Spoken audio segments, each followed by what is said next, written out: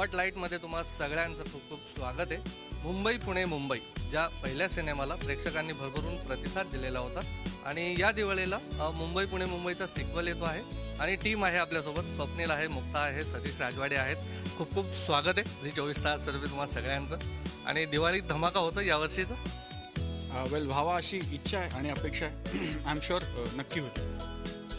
मुक्ता, प्रत्येकाच्या मनात तोच प्रश्न आहे की मुंबई पुणे मुंबई पहिलं जे झालेलं आहे, पुण्याची सगळ्यांनी सफर केलेली होती. सारसबागेतला गणपती असेल, तुमची पर्वती असेल, सिंहगड असेल, तर मुंबई पुणे मुंबई 2 येतो आहे. नेमकं काय वेगळं आहे की ती स्टोरी पुढे जाते, तर ती नेमकी कशी जाते? तुम्ही आता पुण्याहून मुंबईला येत आहे की पुण्यातच हे सगळं होतं आहे, याच्याविषयी प्रचंड उत्सुकता आहे सगळ्यांना. सांगशील? हो, पहिल्या भागामध्ये जस्ट आम्ही दोघं भेटलो होतो आणि त्यांची नावंही माहीत नव्हती एकमेकांना, इतकी ताजी ओळख होती. त्यामुळे पुणे शहराचा फेरफटका ओळखीची झाली आहे, पण आता एकमेकांना जाणून घेत आहेत जास्त. आणि तो आता 2 शहरांचा प्रवास नाही आहे, फक्त माणसांचा प्रवास सुरू झाला आहे, इमोशनल प्रवास सुरू झाला आहे, फॅमिली झाल्या आहेत, कारण लग्न ठरवण्याच्या दिशेने वाटचाल सुरू आहे, लग्न होणार आहे. त्यामुळे आता कुटुंब प्रवास करायला घेत आहेत 2. आणि मग ते शहर कुठलंही असलं, आता मुंबई असेल, पुणे असेल किंवा आणखीन कुठलं शहर असेल, पण इमोशनल प्रवास मात्र सुरू झाला आहे नक्की पार्ट 2. सिनेमाचे दिग्दर्शक आहेत सतीश. सिक्वेल बनवताना कुठच्याही सिनेमाचा बॉक्स ऑफिसवर काही सिनेमे हिट झालेले आहेत, पण काहींना तितकंसं यश मिळालेलं नाही. एक मोठी रिस्क पण असते की सिक्वेल बनवतोय, परत प्रेक्षकांचा थोडासा गोंधळही होतो. तर याच्यात नवीन येतं आहे, तितकं ते अपेक्षेप्रमाणे असतं की नसतं, तर हा धोका वाटत नाही? सिक्वेल बनवताना रिस्क असते, पण ज्या पद्धतीचा रिस्पॉन्स मुंबई पुणे मुंबई पार्ट 1ला मिळाला होता आणि त्याच्यानंतर जे रसिक प्रेक्षकांचा एक कल आमच्याकडे येत होता की ह्या दोघांचं नंतर काय झालं आहे, सो त्यांच्या मनात सुद्धा किंवा आम्हाला जो रिस्पॉन्स मिळत होता की ह्यांची पुढची गोष्ट आम्हाला बघायची, त्याच्यानंतर आम्हाला असं वाटलं की कदाचित रिस्क फॅक्टर कमी आहे. परत स्वप्नील जोशी, मुक्ता बर्वे, मुंबई पुणे मुंबई आणि त्यांच्या साथीला इतके सारे दिग्गज कलावंत आहेत. सुहास जोशी, प्रशांत दामले, मंगल केंकरे, विजय केंकरे, सविता प्रभुणे, आसवरी जोशी, श्रुती मराठे, इतकी तगडी कास्टिंग. त्याच्यासोबत स्वप्नील जोशी आणि मुक्ता बर्वे आणि मुंबई पुणे मुंबई. मला असं वाटतं उलट फार कमी रिस्कवालं प्रोजेक्ट आहे. ह्याची उत्सुकता सगळ्यांना लागून राहील. नक्की. तर तुम्हा दोघांना तिघांनाही आमचे न्यूजरूममधले सहकारी आहेत जे प्रचंड उत्सुक आहेत. कालपासून आम्ही सगळेजण वाट बघतायत की आल्यानंतर नेमकं काय काय विचारायचं. मधुरा आहे आमची अँकर, जी तुम्हाला तिचा काय मधुराचा प्रश्न? ॲक्च्युली मी तुमचा पहिला जो पार्ट होता तो 7 ते 8 वेळा जवळपास पाहिलेला आहे आणि अप्रतिमच होता. म्हणजे परत पाहावा असं वाटत होता. आणि अर्थातच तेव्हा तुमची दोघांची जी नोकझोक होती ना, ती आत्ता ह्या चित्रपटात पण बघायला मिळणार आहे का? कारण की जरी लग्न ठरत असलं तरी सुद्धा कुठेतरी आपलं नोकझोक चालूच असते आणि लग्नानंतरही चालूच राहणार आहे. काय सांगशील? हो, म्हणजे मुळात ती पात्र बदलली नाहीच आहे आणि जशी जशी माणसं जास्त ओळखीची होतात तसे आणखीन गोष्टी कळतात भांडायला एकमेकांच्या. तसे जास्त गोष्टींवरनं त्यावेळेस भांडताना दिसतील, जास्त मुद्द्यांवर त्यांचं काहीतरी मतभेद आणि एकमत पण होईल आणि ओळख वाढते, तसं प्रेमही वाढतंय. त्यामुळे येणाऱ्या आणखीनही काही गोष्टी यामध्ये बघायला मिळतील. हाय, हॅलो, ऐकू येते का? तुला ऐकू येते का? कुठेस तू? केवढा आवाज येतोय मागे. काल लग्नाचं सांगितलं ना सगळ्यांना, उत्साहाने आलेत सगळे ठरवायला. आमच्याकडे पण तेच चाललंय. आपलं लग्न होईपर्यंत तर असंच चालणार बहुतेक. मग लग्न कोणाचं आहे? पुण्याचं आणि मुंबईचं. स्वप्नील, तू तर चॉकलेट बॉय आहेसच आणि अर्थातच त्या पिक्चरमध्ये कधी तू हे गाणं अप्रतिम झालं होतं. खूप छान पिक्चरायझेशन झालं होतं. ह्या चित्रपटामध्ये मला कोणतं गाणं आवडेल किंवा कोणतं गाणं ऐकायला मिळेल? It's a musical love story, त्यामुळे 6 गाणी आहेत फिल्ममध्ये आणि प्रत्येक गाण्याचा आपला फ्लेवर आहे. मला असं वाटतं की कम्प्लीट अल्बम आहे. त्यातलं एक गाणं ऑलरेडी रिलीज झालं आहे, साथ दे तू मला, विच इज अ प्युअर मशी रोमॅन्टिक सॉन्ग आणि त्याला उदंड प्रतिसाद मिळतो. मी गायलं तर लोक चॅनल बदलतील, TRPचा प्रॉब्लेम नको. आय थिंक खरंच नको गायला नको, पण त्याची कॅचलाईन आहे साथ दे तू मला. आणि ती कॅचलाईन इतकी महत्त्वाची आहे कारण ते दोघे एकमेकांनाही सांगतात आणि या इंटरव्ह्यूच्या माध्यमातून आम्ही तुम्हालाही सांगतोय की साथ दे तू मला.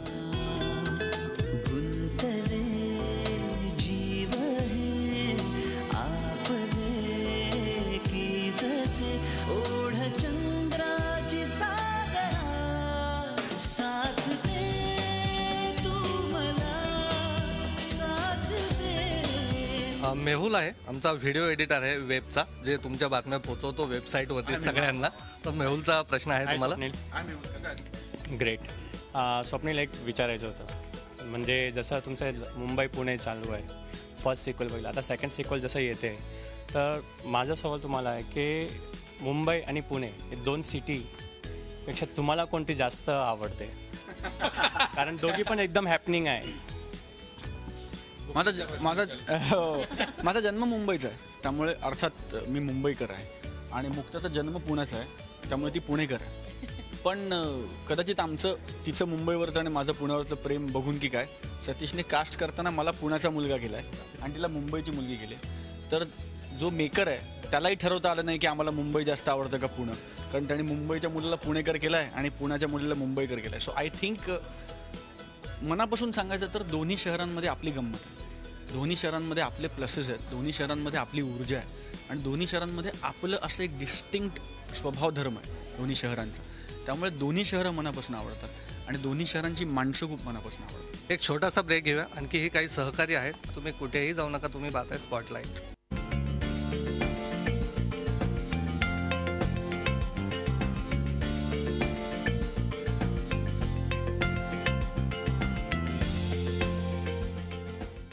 ब्रेक नंतर तुम्हाला सगळ्यांचं खूप खूप स्वागत आहे. मुंबई पुणे मुंबईची टीम आहे.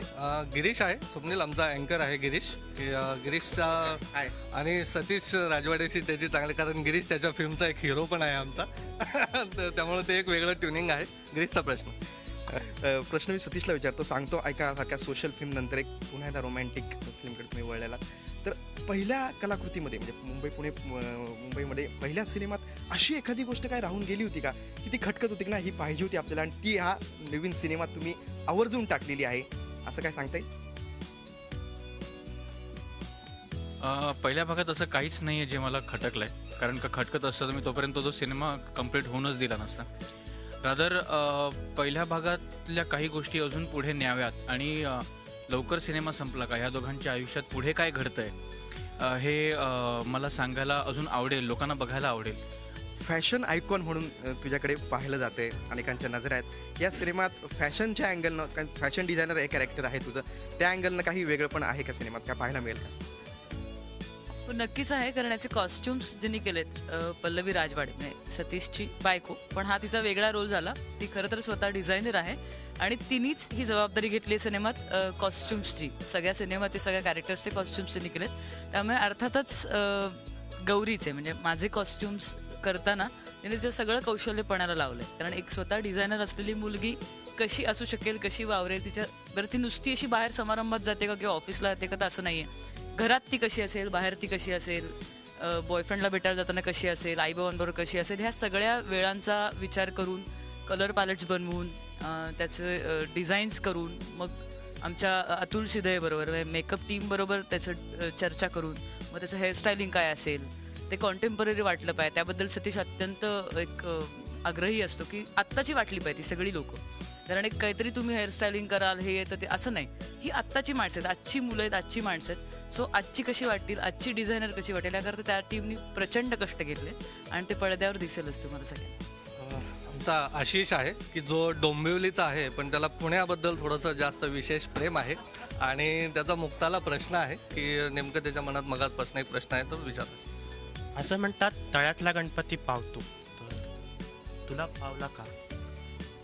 तळ्यातला गणपती पावतो.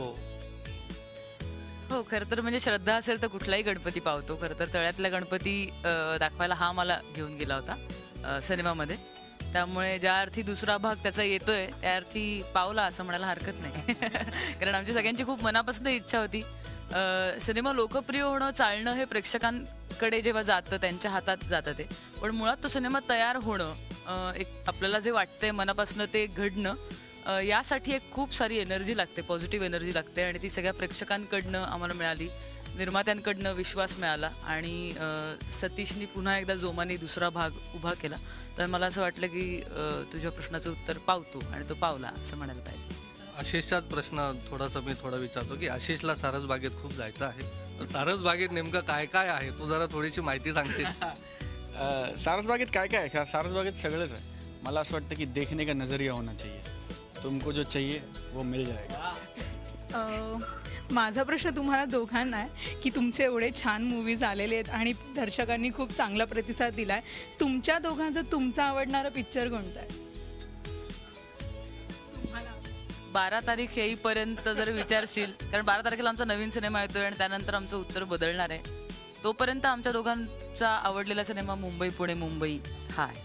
पुन्हा एक छोटासा ब्रेक घेऊया. ब्रेक नंतर आपण आणखीन अशाच गप्पा मारणार आहोत. मात्र छोट्याशा ब्रेकची वेळ झालेली आहे. तुम्ही कुठेही जाऊ नका. तुम्ही बघताय स्पॉटलाईट.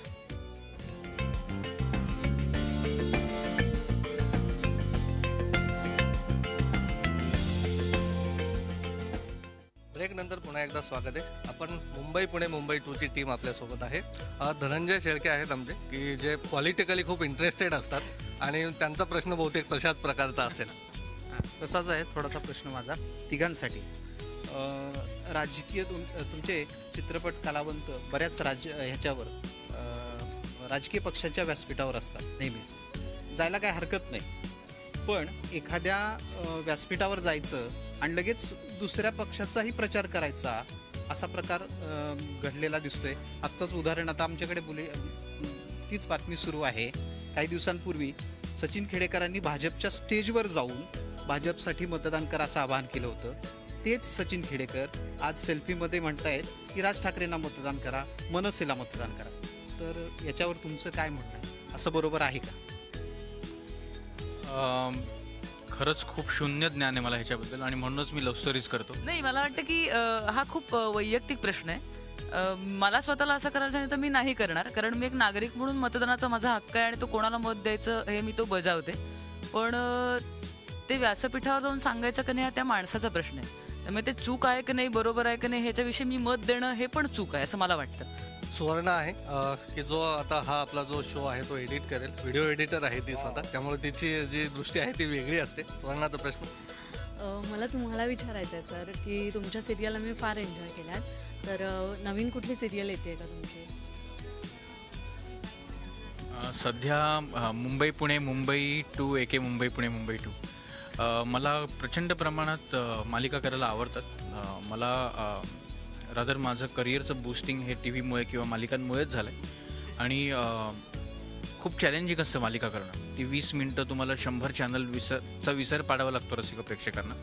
आणि ते 20 मिनटं त्यांनी फक्त आपलाच चॅनल बघावं ही कस असते.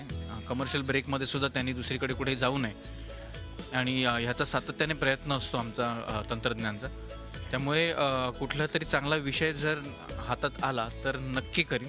मुंबई पुणे मुंबई 1 मध्ये तुम्ही कविता करणारा पुणेरी मुलगा वगैरे तशा कविता काही या पिक्चरमध्येही बघायला मिळतील आणि रिअलमध्येही स्वप्नील काही कविता करतो. रिअलमध्ये मी अजिबात कविता करत नाही. मी फक्त आलेली वाक्य बरी बोलण्याचा प्रयत्न करतो. त्यामुळे मी कविता वगैरे करत नाही. मला येत नाही, राहतात करत नाही म्हणजे मला जमत नाही. आणि तोच मुलगा आहे. मुंबई पुणे मुंबईच्या सिक्वेलची गंमतच ही आहे की हा फ्रँचाईज आम्ही पुढे नेत नाही आहोत, ही ॲक्च्युअल गोष्ट आम्ही पुढे नेतोय. मग तू पुणेकर असून मुंबईकर रंगवतेस, हा मुंबईकर टिपिकल असून हा पुणेकर हे करतोय, की तू काय सांगशील की पुणे म्हणजे नेमकं काय आहे, पुणेकर म्हणजे नेमकं काय आहे, जे तू अनुभवलंयस म्हणजे शूटिंगच्या दरम्यान असेल किंवा आतापर्यंत तू जे काही, कारण आपण टोमणे खूप ऐकतो पुण्याचे आणि मुंबईचे दोन्ही पण स्पर्धा असते वेगळी. तू काय सांगशील की पुणे आणि पुणेकर की असं आहे बाबा? मला वाटतं प्रत्येक शहराचा स्वभाव वेगळा असतो. पुण्याचा एक पुणेपणा आहे, तो पुण्यात जाऊन आलेल्या किंवा पुण्यात राहणाऱ्या, पुण्याशी थोडासा संबंध येणाऱ्या माणसांना माहिती असतं. एक स्वभाव आहे पुण्याचा, शहराचा स्वतःचा, तो खूप गोड आहे. कारण मी पुण्याचे, मला माहिती आहे काही ठिकाणी अजूनही बैठी घरं आहेत, हवा छान आहे. पुणे युनिव्हर्सिटी जिकडे मी शिकले ते शहराचं एक मोठं हे आहे, बालगंधर्वसारखं एक थिएटर आहे. एक वेगळं छान मस्त शहर आहे. काय मुंबईतली गंमत काय नेमकी? मुक्तपणे तसं प्रत्येक शहराची आपली मजा आहे. मुंबईची काय गंमत सांगू, म्हणजे मुंबई या शब्दातच एक स्पीड आहे, एक ऊर्जा आहे, एक एनर्जी आहे, एक व्हायब्रन्स आहे. जीवाला जीव देणारं शहर आणि कितीही अडचणींमधून, कितीही प्रॉब्लेम्समधून विदिन नो टाइम परत उभं राहणारं आणि सतत चालत राहणारं शहर आहे. आणि दिवाळीच्या मुहूर्तावर येते तर कशा प्रकारे आव्हान कराल जाता की दिवाळीला बघायला यायचंच? 12 नोव्हेंबरला मुंबई पुणे मुंबई भाग 2 रिलीज होतोय. लग्नाला यायचंच. ही दिवाळी प्रेमात पडण्याची आहे, त्यामुळे आवर्जून प्रेमात पडायला या, लग्न बघायला या आणि मुंबई पुणे मुंबईच्या लग्नाला या. खूप खूप शुभेच्छा. All the best. थँक्यू. स्पॉटलाईटमध्ये आज इथेच थांबूया. तुम्ही पाहत राहा झी 24 तास. राहा एक पाऊल पुढे.